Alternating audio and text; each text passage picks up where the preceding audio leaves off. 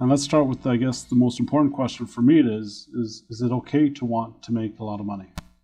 If you don't want to, it's not going to happen. You have to want for it to happen. Yes, we should all have very comfortable and very affluent lives so that we can ignore it and do good things. Why ignore it? Because it's only a means to an end. If we get too caught up in it, if we become too dependent on it, then it starts to work against us. So actually getting rich can be very depressing. You probably didn't want to hear that. Because generally speaking, when our existence is really comfortable, then we more desperately need to validate that existence with meaning. So the bigger our existence, the more value it has to have. So it's really good to have a great existence, but then the important thing is that that existence will demand meaning and validation because it doesn't justify itself. So when you're poor and you're struggling and you think that if you make a couple of dollars your life will get better, you're a little distracted. But once you're affluent, then you have to ask yourself, so my existence is good, now what? Because to be or not to be is equally bad. And that is not the question. The question is, if I be, why? If I exist, what for? That's a serious question. It's an urgent question. So if we get too devoted to the existence and forget the reason or the motivation or the meaning and so on, it just leads to depression. That comes to a thing that's been bothering me for years, where it says that if you have 10, you'll want 20. If you have 20, you'll want 40. I know many people who have 100 million and they absolutely want 200 million. Is that your experience as well? That's human nature, and that's probably a healthy instinct. But that doesn't mean that amassing a lot of material goods is the true meaning of wealth. It's interesting. If you feel that you're getting more than you deserve, your experience, your feeling, your reaction will be gratitude. I'm getting more than I deserve. I don't deserve this. Then the feeling is gratitude. I am grateful. If I think I'm getting what I deserve, well, that's just justice. I don't have to be grateful about that. But when I feel like I have more than I need, that is the feeling of wealth. And the feeling of wealth demands something. So if you have more than you need, and that feels rich, in the full sense of the word, what do you do with that? It's not an end. That's where we begin. Like in meditation, when Jews in the 70s were going off to India to meditate, and they would reach the highest level of bliss or nirvana, and they would feel so good, and they would say, "This is great. What do we do now?" And the guru said, "You don't do. Now you're there. Now you're happy." And they said, "Yeah, let's do something." And they said, go back to your tradition. You're not cut out for this. When we're doing great, that's when our life begins. That's not the conclusion. That's kickstarting our lives. So when you have abundance, then you can start living. Let's talk about getting to financial abundance. The subject of the talk today is learning to make a lot of money, and I think about it as balancing emunah, histadlut, and bitachon. So let's start with just the definition of the three terms and how those three terms should be used to get to financial abundance, please? Okay, the three are effort, Emunah. faith, and trust. Okay. Effort means we don't rely on miracles. Money will not come from heaven miraculously. You have to create an appropriate vessel for the blessing to settle into. It's like rain is not going to make anything grow if you haven't prepared the earth. If you haven't plowed it and you haven't put in the seeds, rain is a blessing, but by itself, it won't produce anything. So effort is necessary because God created the world in such a way that there's a partnership, that there's a meeting halfway. You do your share, he'll do his share. But if you don't do your share, we don't have the capacity to contain blessings unless we create a vessel for it. So effort is necessary, and it means simply we don't rely on miracles. Our job is to make the world function, not to have goodies come from some other world and ignore this world. So by making the vessel, by producing the conditions into which the blessing can come, we're elevating the world, we're giving it more structure, we're giving it more direction, purpose, and so on, and then God blesses those efforts with success. Faith means you know you can't do it yourself. That is like Sanity 101. The first thing is, I didn't create the world, it's not my world, and I can't make it happen. I can't make anything happen. And this is necessary for your sanity because you look at people who do everything wrong. They're not smart. They start a business, they do everything wrong, and they succeed. And you're doing everything right. And it's uphill all the way, at best. So obviously, it's not, we make the vessel that contains the blessing, but it's not cause and effect. There's no guarantee that if you push this button, you'll get that reaction. The world is not mechanical that way. It's a relationship. So yes, if we do our share, he'll do his share, but not instinctively. It's not like a trained animal. So will there be a response? Probably. Are you causing the response? Never. So faith means God will do whatever God feels is right. I will not be able to claim success as my right. Like, where is my success? I worked hard, where is my success? You can't demand it by right. That's emunah. So emunah means, as hard as I try and as well as I do what I need to do, the blessing is voluntary on the part of God. If he decides, then it will be. If he has a better plan, then mine won't work. Now, trust means if what I'm doing doesn't automatically produce a result on high, if there is no cause and effect, then why am I doing what I'm doing rather than anything else? So why go into the real estate business and not open a bakery and sell bagels?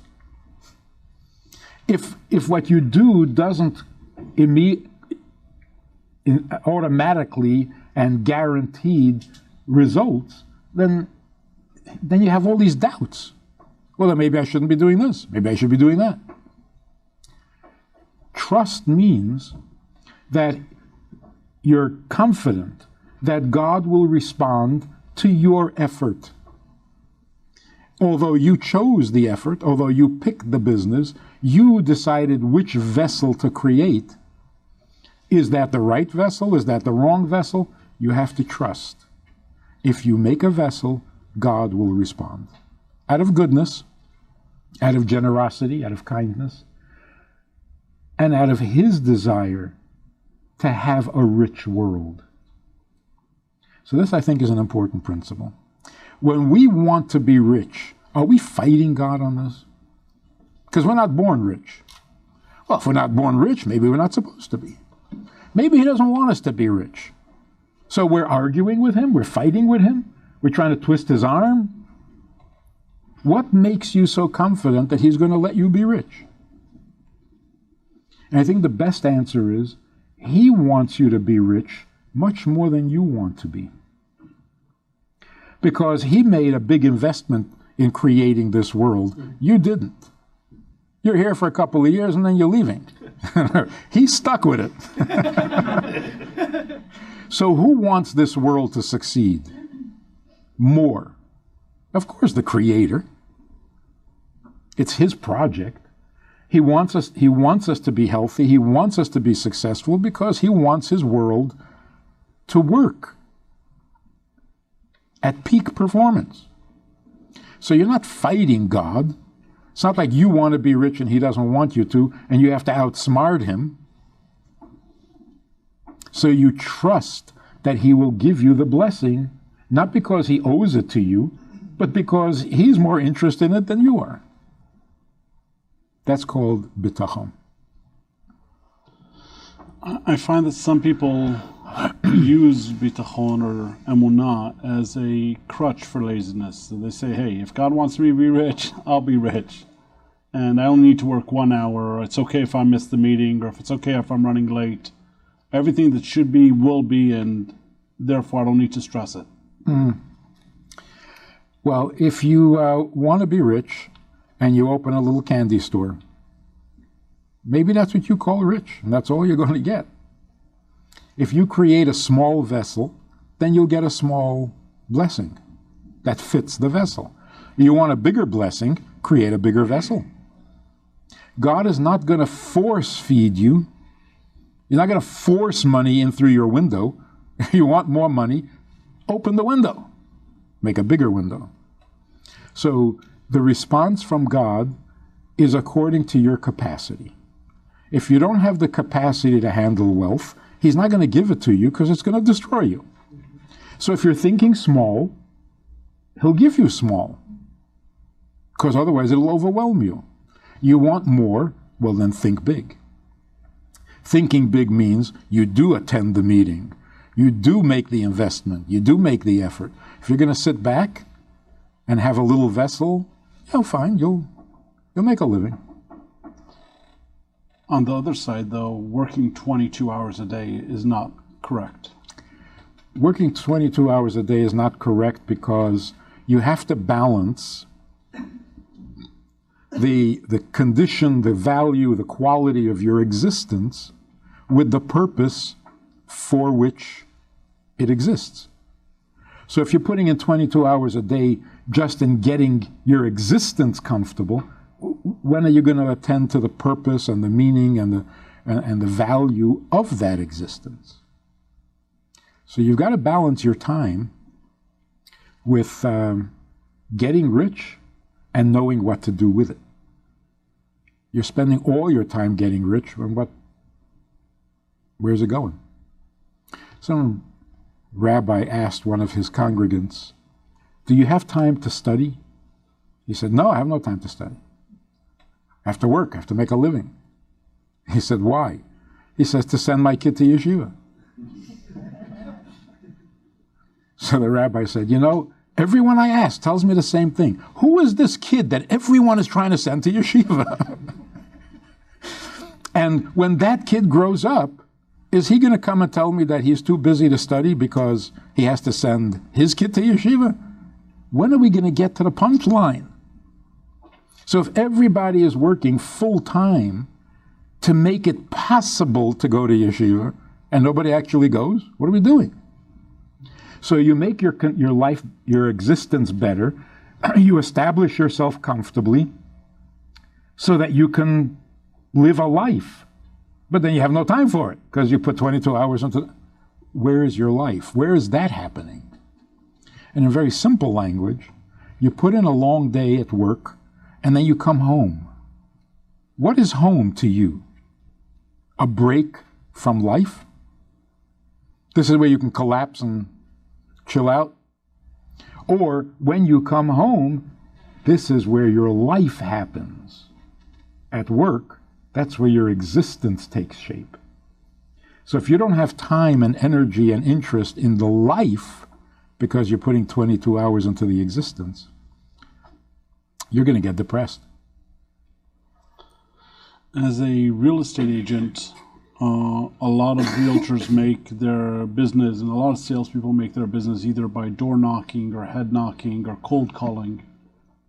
And it's a two-part question. Part one, is that allowed? And part two, if somebody doesn't feel comfortable doing something, is that a sign that he shouldn't be doing it? That's a tricky question.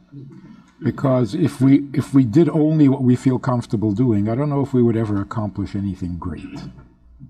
So you do push yourself past your comfort zone if you really want to achieve something.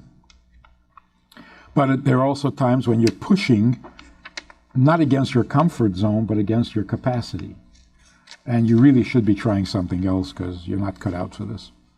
And you need to consult with friends. And I think this is the kind of program that helps you sort out, are my efforts going to be productive, or am I just frustrating myself because this is not for me? It's hard for the individual to measure that honestly, and you need input from the people who know you and who know the business. So consultations, good friends, advice, indispensable. Cold calling allowed, door knocking allowed? Sure, if you have the stomach for it. The next example I was going to bring is the Haftarah of Vayera, where Elisha helps a lady in need who doesn't have money. Do you mind summarizing the story and how that affects, or how that comes into what we're talking about? That story, that Haftarah, is something you've got to study, and you've got to. It's just beautiful. It's amazing. Basically, what happens is her husband dies, leaving her with debts, and there's no money because Israel, shockingly, is at war with Syria. And they're not doing so well. So there's no money, there's poverty. And she comes to the prophet, to Elisha, crying for help. Elisha says, "What have you got left in your house?" She says, "Nothing." She had to sell everything and she still can't pay her debts. She says, "I have nothing except an oil pitcher." Elisha says to her, "Go borrow empty vessels from all your neighbors. Bring them to your house, close the door, and take that pitcher of oil that you have, which may or may not have oil in it. It was just the pitcher. But pour oil from that pitcher into all the empty vessels you've borrowed, and they will all fill.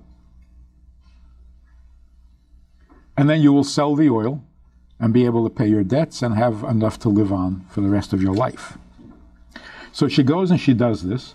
Her children hand her the empty vessels, and she's pouring. When all the vessels she had borrowed were already full, she says to her son, "Hand me another vessel."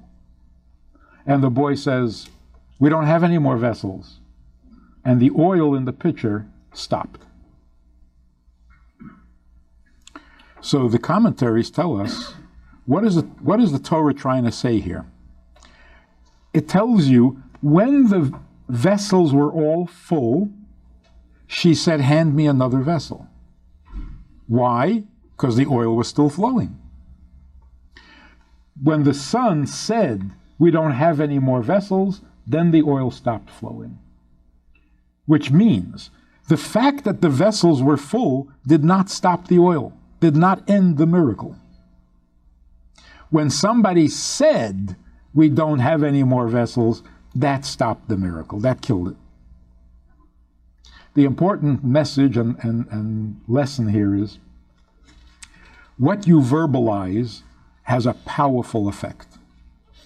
If you say, well, I don't think we can do any more business, well, then that's going to stop it. If you say, we can't take any more, if I get any richer, I'm going to explode, well, then you're not going to get any richer. In other words, when you think and verbalize that you have reached your capacity, well, God is not going to force feed you. But as long as you're open to more, the blessings will keep coming, even though the vessels were full. Well, then fill your hat. Get something else, but the oil will keep flowing. But when you say, we're out of capacity, we have no more vessel, we can't contain any more of this blessing, then it stops. It also says that she had to do it behind closed doors. He instructed her very explicitly to make sure that the doors are closed, because miracles like privacy. So when you're negotiating a big deal, don't talk about it during the negotiation? Even after the negotiation. Until you've deposited the check, don't say anything. Till the check clears. Till the check clears. Another one of my favorite passages, Igati velo matzati. Do you mind sharing with us how that affects our conversation in making money?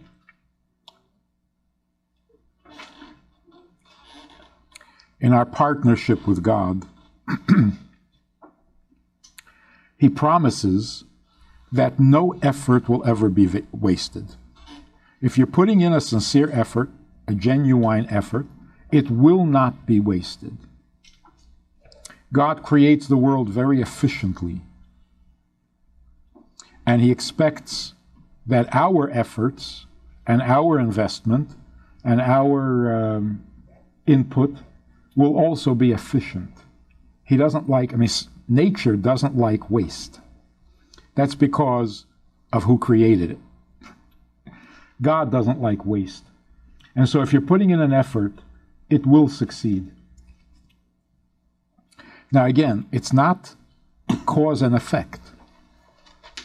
It's the way God works. So are we guaranteed that if we put in an effort, we will succeed? We are guaranteed that something will come from your efforts. What will come, how much will come, this is a little unpredictable. But that an effort was wasted, no such thing. And it could be that you put in an effort hoping to make money one way, and then God surprises you and the money comes in from the side door, the back door, the chimney. That's fine. We're not particular. Don't get too narrow. I gotta tell you this little story. This guy came to the Rebbe back in Poland asking for a blessing to be rich. And it never happened. What he had was a horse, and he would make deliveries. And he kept coming back every year, Rebbe, I don't have enough money, I need more money, I need to make more money, and it never happened. One year he comes to the Rebbe, and he says, Rebbe, now I'm really in trouble, my horse died. Now what am I going to do? The Rebbe gave him a blessing, and that year he became very wealthy. So he comes back to the Rebbe and he says, every year you gave me a blessing, it didn't work. This year you gave me a blessing, and all of a sudden it worked. What happened? Did I do something right? He said, no, the horse died. Every year when you came and asked me for a blessing, what you were thinking is, how can I make more money with my horse? Well, you can't. You were making as much money as you can make on this old horse. Once the horse died, you opened yourself up to greater possibilities, and then the blessing took off. If we get too narrow, I want to succeed this way. Don't be so particular.